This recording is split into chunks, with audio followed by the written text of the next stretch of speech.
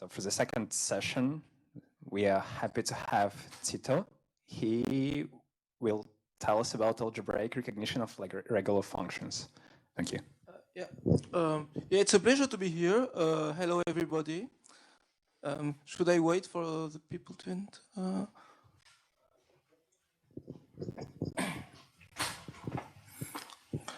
So anyway, so this is about, again, automata theory, like the first talk of the day. Okay, so just as a reminder of how automata theory works, okay, the basic concept, okay, that is covered in undergraduate theory of computation courses is that of a regular language, right? What is a regular language? Well, it's something that can be defined in several different ways, and that's how we know it's a good notion, right? That is quite canonical thing. One of them, declarative formalism, for instance, is regular expressions, which is something that you can use, to perform searches in text on your computer. Right? So typically a pattern like this, maybe I should use a mouse for the people who are online, right? The pattern like this means, okay, first you iterate as many zeros as you want, and you have a 1, and you have a pattern with 1, maybe some zeros, 1, maybe some zeros, and that you repeat it several times, or maybe not at all. So if you think about it a bit, that corresponds to the words that have only zeros and ones and have an even number of ones, okay?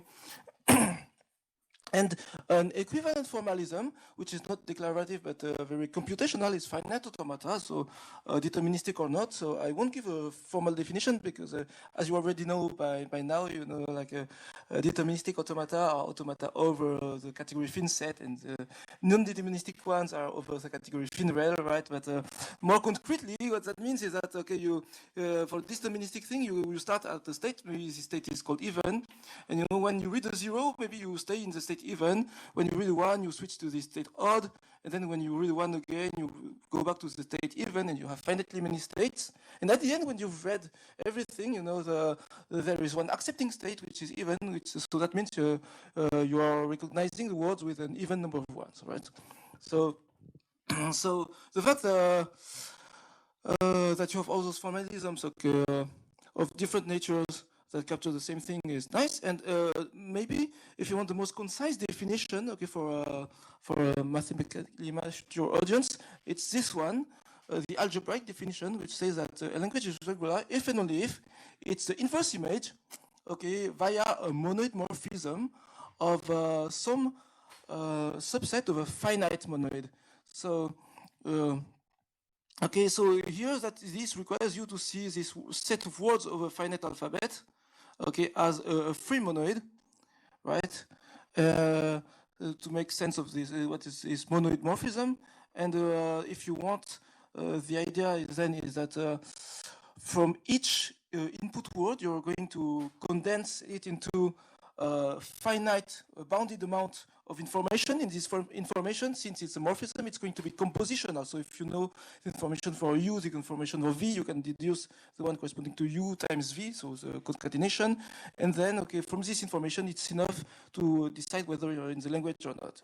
I say decide because, okay, in computer science, maybe sometimes it's better to take the perspective that instead of recognizing like a subset of a set of words, you are given the words as an input, and then you want to answer yes or no as an output. So you have both visions. Okay, you have the subset language vision, and which is a traditional one. That's why they call regular language, but also this functional vision, which is more generalizable.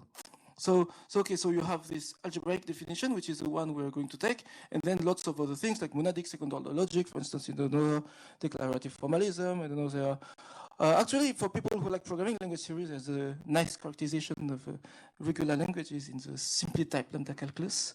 Okay, it's very natural result by Hildebrand of Kanellakis that I'm advertising everywhere, etc., etc. Okay, so now.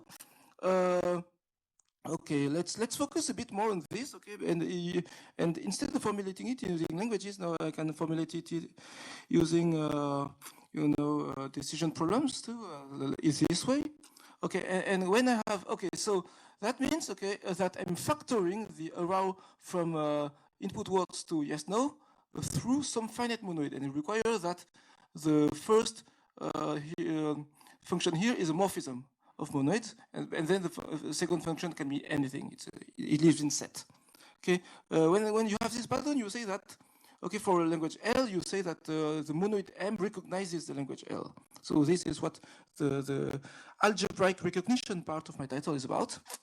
And okay, the point of doing this is, for instance, that it leads to a very rich theory of what happens when you put some restrictions on the monoid M, because here the only restriction you have at first is finiteness, but you can also want to put conditions like being aperiodic, which is this little equation. Okay, so it means that when you iterate the powers of an element, eventually the sequence is stationary. Okay, so typically, the founding theorem of this field of algebraic language theory is Schoenberger's theorem, which says that a language recognized, okay, so by a monoid in this way, when the monoid is aperiodic, is the same thing as a language that can be described by some star-free expression. So it's a variant of regular expression, you know, where, okay, you have the same basic constructors, okay, so empty set, empty string, single letter, concatenation, and union. Okay, but instead of saying, okay, now I have this star that I had before, no, that allows me to repeat things. You know, you are star free, so you are not allowed it, but you add complement to compensate a bit for the lack of expressivity when you remove the star. Well, here you like, and this is a subset of regular languages because you know that regular languages are closed under complement, and so okay. This quite natural definition actually has an algebraic counterpart, right? So there are lots and lots of literature on things like this. So the equivalences between, for instance, fragments of first-order logic over words with like varieties of finite monoids, etc. So really, I mean, this algebraic definition of regular languages is something that unlocks a lot of perspectives.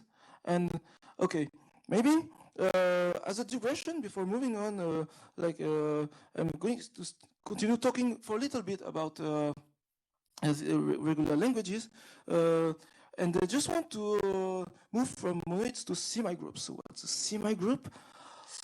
It's a set with an associative binary operation, if you want to take the definition. But so it's actually okay, a monoid, but where you may not necessarily have a unit element. Okay, so we've already seen this morning that sometimes not having units is convenient, right? And okay, I'm going to also try to convince you of this with a little toy example here.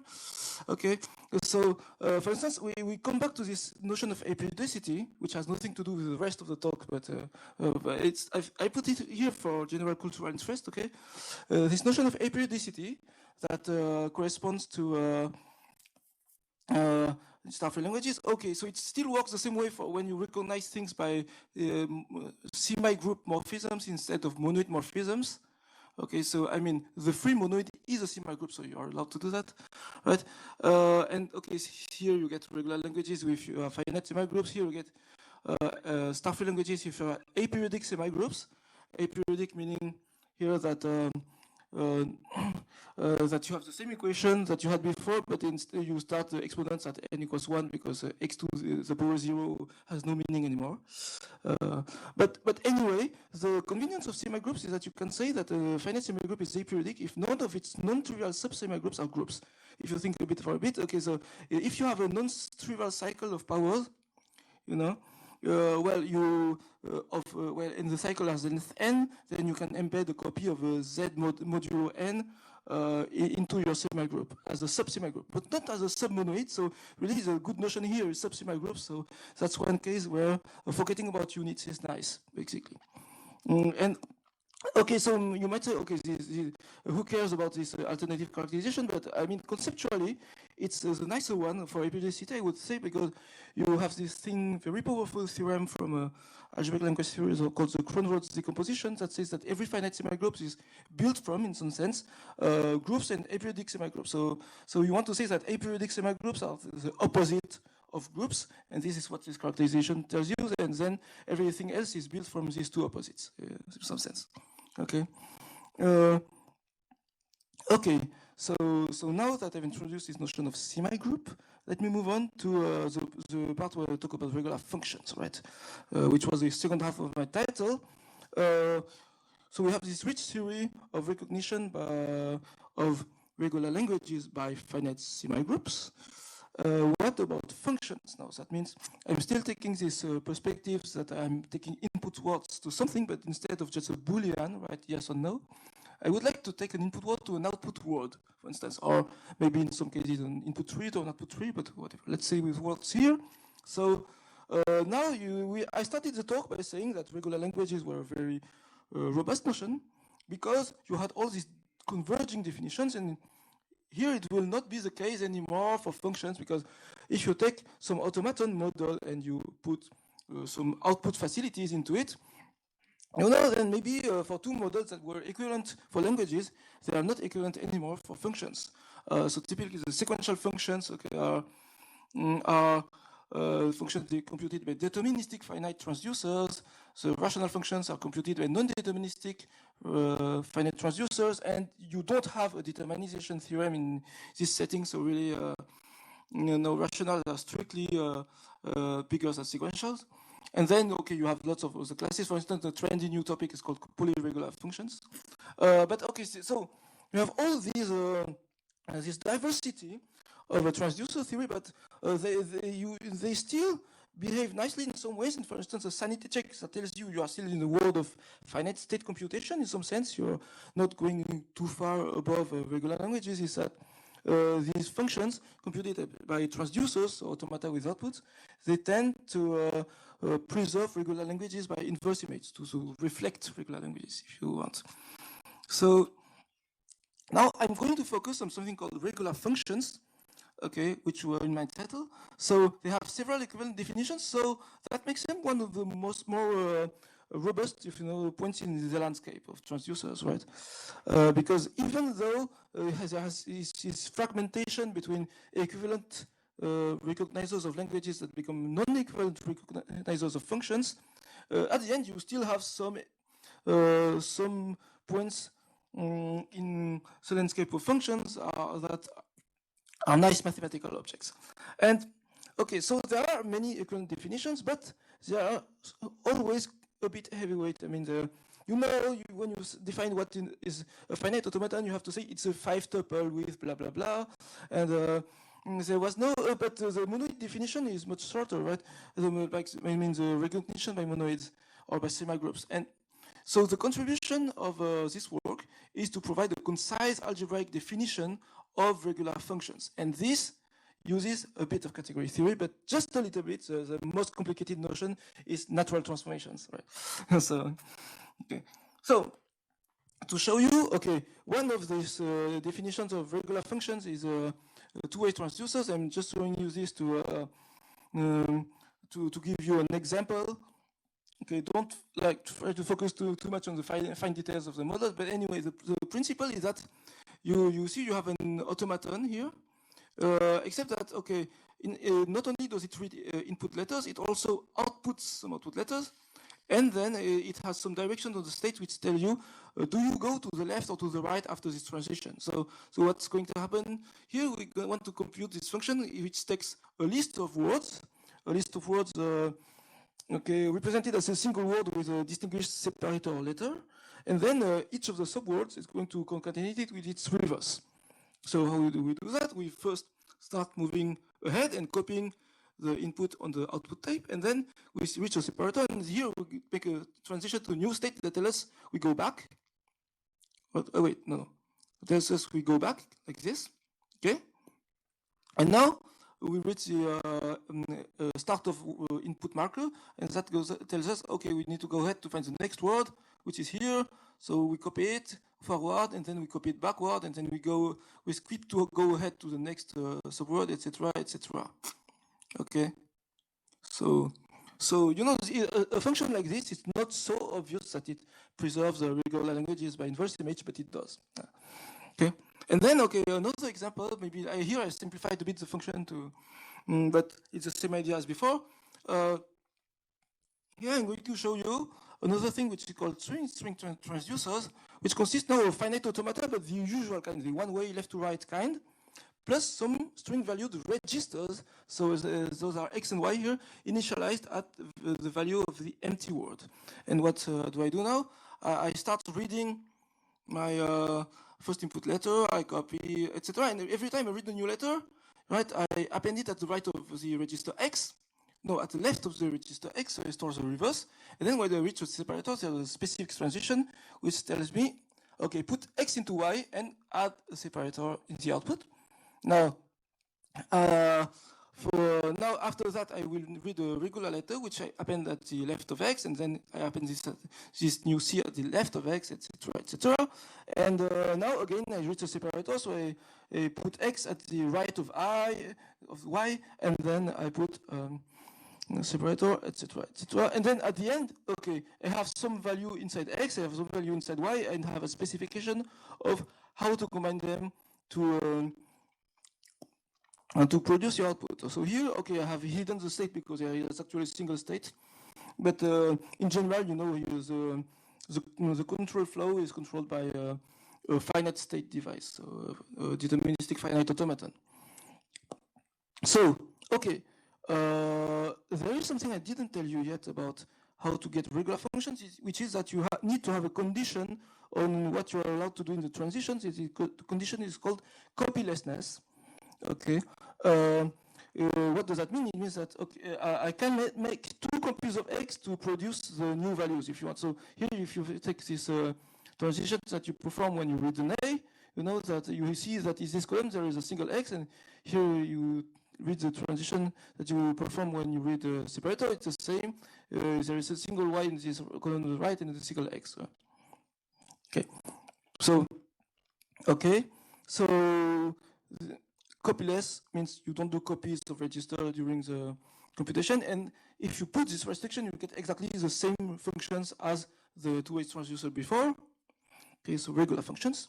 And just, okay, you might think, okay, if you have a programming language background, but this is just like linear types, right? Well, affine types, exactly, more, to be more precise. So yes, there is a connection with linear logic, and there have been characterizations okay, of regular functions using some kind of formalisms based on linear logic. So yeah, that's something I wanted to mention because I did one of these things okay, in my PhD together with Cecilia Pradic. But there is also a previous work just a bit before us by Paul Gallo, Aurélien Lemay, and Sylvain Salvati. Well, anyway. So you have all these different. It's a bit like the Hildebrand-Kadelkis thing for regular languages in the simply type lambda calculus that I mentioned at the beginning. So now that we know what a regular function is, I can come to the statement of my main theorem. So recall that this is okay. What I said before for semigroups, recognizing regular languages. Okay, language. Okay, and now I have something analogous here. A function is regular if and only if factors are something, but in the middle, okay, I can't put a finite semigroup because otherwise I can't extract an unbounded output, and I want my output to be potentially unbound already to perform the identity function, so I need to put something here which is finitary in some sense, but only morally. Okay, so the precise definition is going to be okay. So f of gamma star, where f is an endo-functor in semigroups, okay, that preserves finite semigroups. And I'm also going to want my output mechanism here to be a natural transformation, but okay, not a natural transformation between f and identity, but a natural transformation between uf and u, where u is a forgetful functor from semigroups to sets. So that means a natural family of functions, but functions that are not necessarily semigroup morphisms. Okay. And here, okay, so again, semigroups are slightly more convenient than monoids, because if I took monoids, I would only recognize regular functions that, who map the empty world to the empty world. So I will have to handle the special case, but using semigroups, I don't have to do that. So it's nice. Just to give you an example, okay, let's take this function, okay, that says, okay, I take a word. Okay, here it has length 3, so my output starts with 3 C's, and then I put the reverse. Okay, so what does that correspond to? So that corresponds to saying, okay, I take my word, I apply two functions. So one consists of, okay, I forgot to put a star here, but basically it maps it sees is a morphism that maps every letter to C, so it preserves the length, but it just puts C's. And this is reverse, and reverse is a morphism from AB star to AB star up, right? The opposite semigroup. And now after that, I concatenate, and you can check that, okay, so this is a morphism. This is a functorial image of a finiteness-preserving endofunctor, which maps semigroup S to S times S up. And here concatenation is a particular case of a product in a semigroup. So, and this thing here is actually a family of set functions that are natural in S. So this is indeed a natural transformation of the type that I wanted. So, so can recognize this kind of functions. Okay, I can also do map reverse with a slightly more complicated endofunctor. You can convince yourself of that. Maybe I will show you that like phenomena of duplication and copying appear here, and reversing or appear here already. I mean, so yeah, okay. So now maybe with the example you can get a bit more intuition about what is happening in this definition. I mean, what is the role of the different ingredients? So again, so first the endofunctor in semigroups. What does that give us? You can see it as a kind of data structure. Okay, storing some elements from S. So it's going to be instantiated on the output space. Yes. So if you go a couple of slides back, was this the functor F you defined? Yeah. That takes the S to S times S up. Is it actually a functor that it dualizes in one component? And, no, because okay, so if you have you know, if you have a morphism from A to B, well, if you have semigroups, it's also morphism from A up to B up. If you put up on both sides, you know, it's still a morphism. So it's really a it's a covariant functor, really. I mean, there is no issue here because you're reversing on both sides of the morphism. Right? Make sense? Yeah. Maybe later. Yeah, okay. No, but I mean, okay, maybe if you know. Category, so you don't have this kind of diagonal that there is a category C times C up, because you have the. So in general, because it becomes kind of, yeah. So I'm wondering if you have the same problem here, but if S is a kind of a group, it has only all morphisms are objects in the. But this is I'm a little bit confused, perhaps. So I'll just. Okay, we can talk later. Okay, so anyway, if there are no more questions on the example, okay, I'll continue. So string to string function is regular if it factors as this. Okay, recalling the statement. So what is the endofunctor in the middle? It's as I said, it's a data structure that stores some elements from S. Okay, when you apply it to semigroup S, and it encodes some compositional information. Compositional because, okay, the FS is a semigroup, right? And you have the natural transformation, and here, okay, you have to think, okay, maybe if you're a computer scientist, you can think of the connection between natural transformations and parametric polymorphism, and say, okay, so it's a kind of uniformity condition. Okay, so the output, in some sense, is a procedure whose control flow should only depend on the part of the data structure that are independent from S. And then, okay, it uses, you know, the pieces of S that it has as black box, and it just knows that it has access to the multiplication in S, but no more than that, right? And then now, okay, so if you want to be a finite state in some way in this computation, that means that the S independent part, okay, should be a finite state, right? So that the control flow will really be finitely determined, and this is exactly what this last condition, okay, finiteness-preserving for the endofunctor morally means, right? So does that make sense? Yeah. Okay. Now, so just to give you some proof ideas, okay, so this is maybe not the optimal way to do the proof, and it's not how it's done in the paper, but I wanted to show it because that gives another example to the framework that Daniel has presented this morning, which is that two-way automata, okay, are actually automata over the in construction applied to the trace monoidal category of sets and partial functions. Okay, and okay, so and if you take two-way transducers, okay, actually, okay, you just have to enrich this category for a bit, okay, to add output. So you take some Kleisli thing before applying the in construction, and it works. I mean, Kleisli for the right monad, let's say. Yeah. Yes. The in construction, okay, it's just so sets and partial functions, and the in construction is well something like the something that generates a compact closed category in a universal way from a trace monoidal closed category. So if you don't know what that is, well, I won't explain it there because it's not my main topic. It's just a remark for the category theorists out there. But anyway, the main point, okay, is that this thing, okay, is well, it's a monoid of endomorphism, so it has a semigroup structure in particular, right?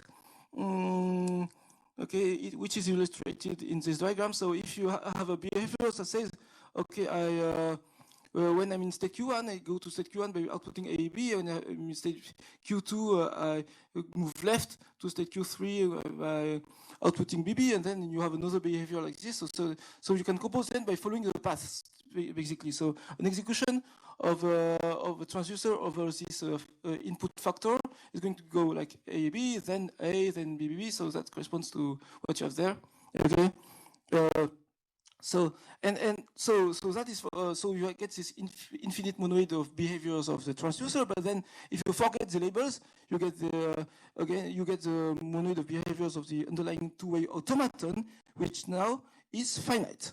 Okay, it's this thing with finite Q really, and it's finite. So since you have finitely many shapes, you can do some you can define a functor fs. Okay. Which is going to okay, fs is going to be like the monoid or the semigroup of well, it's a monoid if S is a monoid of the behavior of two-way transducers over the set of set Q that produce outputs in S. Right? So and a behavior like that is parameterized first by a shape, then by a certain numbers of labels that depend on the shape. So here the labels will be A, B, and BB for the first behavior, and then just A and empty word for the second behavior, and then you compose and you get a third behavior where you have this label. But, okay, so these are monoidal transducers in general, if you want. And then okay, this functor is finiteness-preserving. It gives you what you want, basically, because.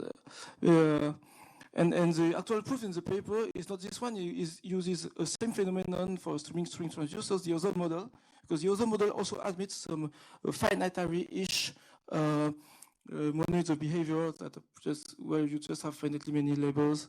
Okay, so yeah, so that's the idea for one direction. And for the other direction here, we really need to use string transducers. So that's why, okay, in the paper we only use this string transducer because, okay, we had to introduce a single model instead of two in writing the paper. So what is the other direction? Here it's a bit more subtle, and the idea is going to be, okay, if you that the key properties that you want to ensure when you've given a function, recognized by a functor in a natural transformation.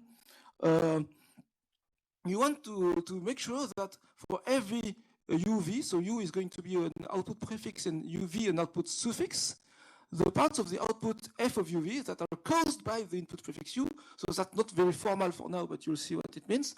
Okay, so automata theorists call this origin semantics. It's again a notion from Mikołaj Bojańczyk. So that consists of a bounded number of factors. A factor is a contiguous subword, and okay, for these functions that I showed earlier, okay, where you put lots of C's and then you put the reverse of the input word. Okay, when I take F of BAA and then I distinguish the prefix BA, okay, you see that there are the input factors CC and AB here. Okay, correspond to what is caused by BA. Okay, and this C is caused by the final A, and this A is also caused by the final A, right? I mean, morally, in the example, you can get the idea. And so once you have that, you know that, okay, after I have read an input prefix, I know that the parts of the eventual output that are going to be caused by this prefix fit in a finite number of registers. So I build a transducer whose registers store this. Okay. So that's going to be what you want. Okay. How much time do I have left? Ah, no. Okay. Okay. So the idea is you have some trick with the coproduct. Okay, and you can that of coproduct of semigroups that you can use to show this thing, and you're going to use here the finite-preserving assumption at some point, basically. And so to conclude, here is the main theorem, and thank you for your attention. Yeah.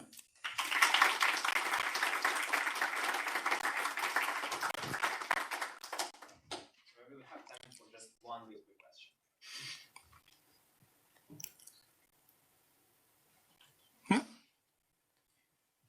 Do you have any examples where f is not something the same as a polynomial functor plus the reverse one?